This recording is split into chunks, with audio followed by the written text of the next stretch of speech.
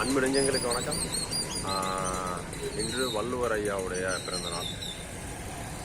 வள்ளுவருடைய முதல் குறளே அகர முதல எழுத்தெல்லாம் ஆதி பகவன் முதற்றே உலகு அப்படின்னு சொல்லியிருப்பாரு. அதோடைய குறள் நிறைய பேருக்கு தெரிஞ்சிருக்கும். இந்த உலகத்துக்கு முதன்மையானவன் கடவுள் ஒருவனே.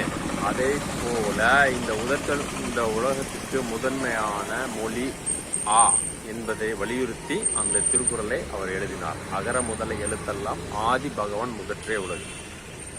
அது தொடர்ந்து நிறைய இருக்கு.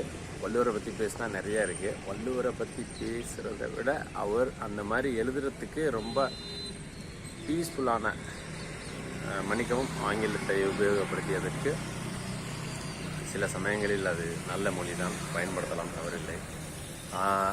வள்ளுவர் ஐயா அவர்களது மனைவி வாசுகி அவர்களை பற்றி நாம் தெரிந்து கொள்ள வேண்டும். வாசுகி அம்மையார் வள்ளுவர் ஐயாவுடன் வாழ்ந்த காலங்களில் ரொம்ப அற்புதமாக உத்தமையாக வாழ்ந்த ஒரு பெண்மணி. அவர் மரணப்படுக்கையில் இருக்கும்போது ஒரே ஒரு விஷயத்தை மட்டும் வள்ளுவர் ஐயாவிடம் கேட்டார்.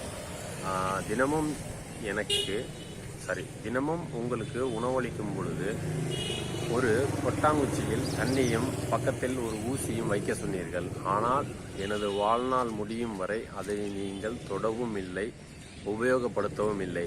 அது எதற்கு என்று தெரிந்து கொள்ளலாமா? அதை ஏன் தினமும் என்னை அருகில் உணவு உண்ணும் பொழுது அருகில் வைக்க சொன்னீர்கள் என்று கேட்டார். அதற்கு வள்ளுவர் ஐயா ஒரு விளக்கம் சொன்னார். நீ அந்த வடித்த அரிசியை, சாதத்தை கீழே சிந்திவிட்டால் அதை எடுத்து நான் கழுவி விட்டு சாப்பிட வேண்டும் என்று நினைத்தேன். ஆனால் நீ உனது வாழ்நாளில் ஒரு துளி அன்னத்தை கூட கீழே சிந்தவில்லை. அதனால் நான் அதை உபயோகப்படுத்தவில்லை. இதுதான் அதன் உண்மையான விஷயம் என்று சொன்னார். அந்த விஷயத்தை அறிந்த பிறகுதான் வாசுகி அம்மையாருடைய உடல் இயற்கையோடு கலந்தது. நன்றி, வணக்கம்.